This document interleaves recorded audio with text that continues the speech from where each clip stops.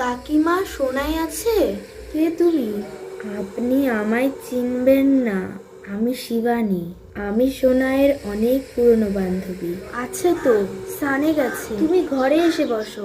আমি যখন অসুস্থ ছিলাম তখন সোনাই ওর নিজের টিউশনের টাকা আমাকে দিয়েছিল, যাতে আমি সুস্থ হয়ে যাই। মেয়েটা বরাবরই ওর বাবার মতো হয়েছে, সরল সিধে। কাকিমা, সোনাইকে এই 500 টাকাটা দিয়ে দিও। 500 টাকা?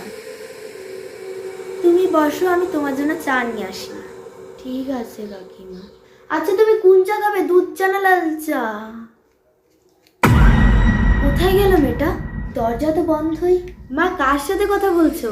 আরে তোর পুরনো বান্ধবী শিবানী। এই 500 টাকা দিয়ে যে কোথায় চলে গেল মেয়েটা? শিবানী? 500 টাকা? ও তো মারা গেছে 2 বছর আগে। কি? ও মারা গেছে? ও কি 500 টাকার ঋণ শোধ করতে আসছিল?